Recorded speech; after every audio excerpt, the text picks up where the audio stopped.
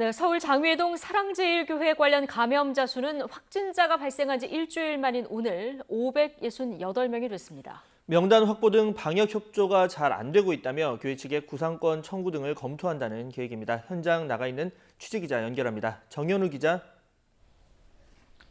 네, 저는 지금 서울 장이동 서울사랑교회 앞에 나와 있습니다. 예, 자 사랑제일교회 관련 감염 사례가 560건이 넘었습니다. 지금 N차 감염이 계속 이어지고 있는 이런 상황인가 보군요.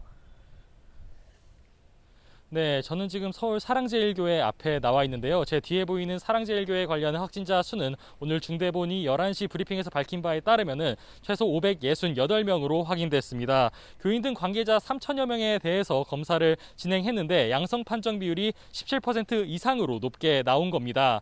관련 확진자 가운데 60대 이상인 고려연령층 비율이 40% 수준으로 높게 나타나 앞으로 위중 상태로 진행될 위험이 크다고 밝혔습니다. 감염은 여러 시설로 번지는 추세입니다. 어제는 서울 용산경찰서 용중지구대에서 일하는 식당 직원이 예배를 본 뒤 확진 판정을 받고 지구대 직원 56명이 자가격리됐습니다. 가평 군부대에선 사랑제일교회를 다녀온 군 장점 관계자가 확진된 뒤 장병 2명이 감염됐고 신촌 세브란스 안과병원에서도 교회 교인인 간호사 등 이 2명이 확진됐습니다. 한편 확진 판정을 받은 사랑제일교회 전광훈 담임 목사의 건강도 좋지 않은 것으로 확인됐습니다. 전 목사는 웃으며 통화하는 모습으로 병원으로 이송되는 모습이 포착되기도 했는데 당시 고열 등 코로나19 증상은 없었습니다. 하지만 사랑제일교회 측 관계자는 어제 YTN과의 통화에서 전 목사가 이번 하루 만에 평소 앓고 있던 질환이 악화됐다고 전했습니다.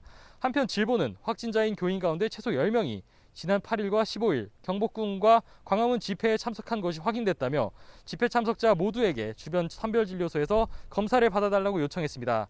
한편 질본 측은 현재 380여 명이 연락이 안 되거나 사랑제일교회 교인이 아니라고 하는 등 검사가 제대로 이뤄지지 않고 있다고 밝혔습니다. 정세균 총리는 오늘 중대본 회의에서 진단검사와 역학조사를 방해하는 행위에 대해 엄정하게 법적 책임을 물을 것이라고 전했습니다.